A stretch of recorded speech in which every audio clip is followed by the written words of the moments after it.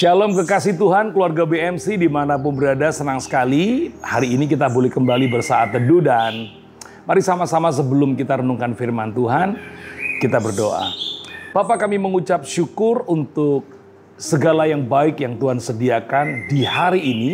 Dan kalau hari ini kami diberi kesempatan kembali untuk bersaat teduh, merenungkan firman-Mu, mari urapi kami Roh Kudus untuk kami mengerti setiap kebenaran-kebenaran di dalam firman-Mu. Di dalam nama Yesus, haleluya, amin.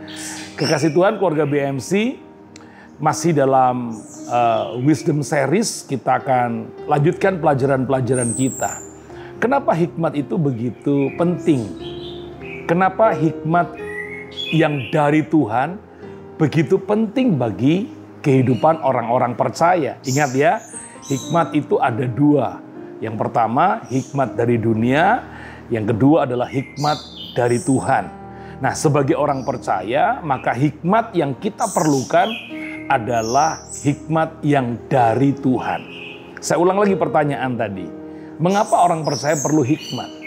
Kekasih Tuhan, dalam hidup ini ada banyak sekali pergumulan-pergumulan yang kadang-kadang kita nggak ngerti gimana cara menyelesaikannya.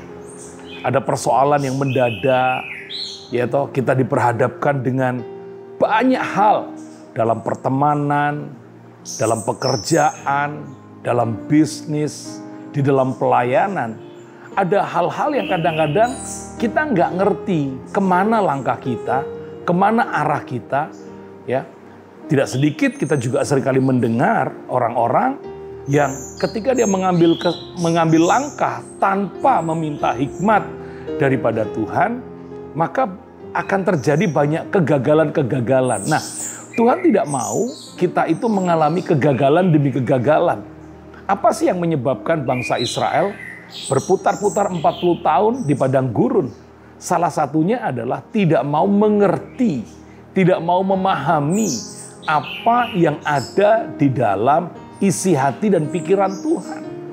Mereka berpikir dengan cara mereka bertindak dengan cara mereka. Apa yang terjadi bukan solusi yang mereka dapatkan. Itu sebabnya saya rindu semua kekasih Tuhan hari-hari ini, bahkan sampai maut menjemput kita, jangan lupa untuk terus meminta hikmat Tuhan. Nah, ada sebuah ayat yang ingin saya bacakan buat saudara, diambil dalam Yakobus pasal yang ketiga, ayat 14 sampai dengan ayat yang ke-17. Perhatikan, hikmat yang dari dunia dan hikmat yang dari Tuhan.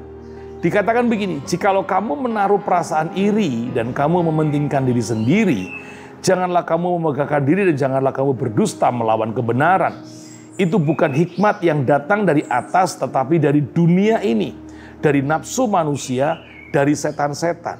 Sebab di mana ada iri hati dan mementingkan diri sendiri, di situ ada kekacauan dan segala macam perbuatan jahat. Tetapi hikmat yang dari atas adalah pertama-tama murni, selanjutnya pendamai, peramah, penurut, penuh belas kasihan, dan buah-buah yang baik, tidak memihak dan tidak munafik. Saya garis bawahi ayat yang ke-17. Tetapi hikmat yang dari atas pertama-tama adalah murni, selanjutnya pendamai, peramah, penurut, penuh belas kasihan, buah-buah yang baik dan tidak memihak dan tidak munafik. Anda melihat dengan jelas bagaimana hikmat Tuhan itu bersumber dari Tuhan. Itu sebabnya orang-orang yang ingin menerima tuntunan daripada Tuhan, tidak lain orang itu harus dekat dengan Tuhan. Mengutamakan hal-hal yang rohani di dalam kehidupannya. Tidak menyepelekan hal-hal yang rohani. Waktunya ibadah. Anda punya waktu doa pribadi dengan Tuhan. Anda punya waktu pembacaan firman Tuhan. Anda punya penyembahan yang dalam dengan Tuhan. Itu suatu modal bagi saudara. Itu suatu dasar yang benar bagi saudara untuk mendapatkan hikmat yang dari Tuhan.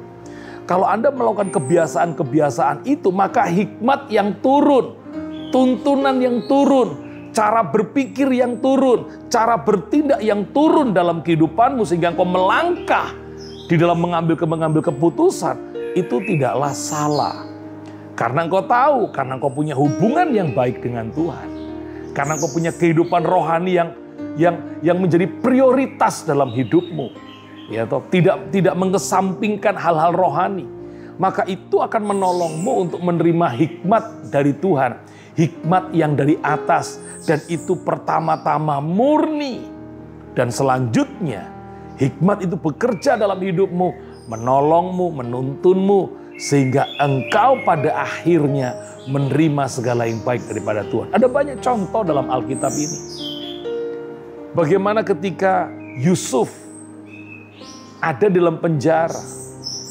Sekalipun dia punya hubungan yang karib dengan Tuhan. Punya fellowship yang baik dengan Tuhan. Setiap kali dimintakan sesuatu, penjelasan tentang suatu mimpi. Yusuf tidak pernah mengandalkan dirinya. Sekalipun dia punya kehidupan rohani yang baik. Tapi dia membangun kembali hubungan itu dengan Tuhan. Untuk memastikan bahwa pengertian-pengertian yang turun itu murni daripada Tuhan. Dan kita lihat setiap kali Yusuf mengambil keputusan tidaklah keliru. Dan apa yang dia lakukan menjadi kemuliaan bagi Tuhan. Kekasih Tuhan, dalam hidup ini ada banyak pergumulan, ada banyak masalah, ada banyak pintu-pintu yang tertutup.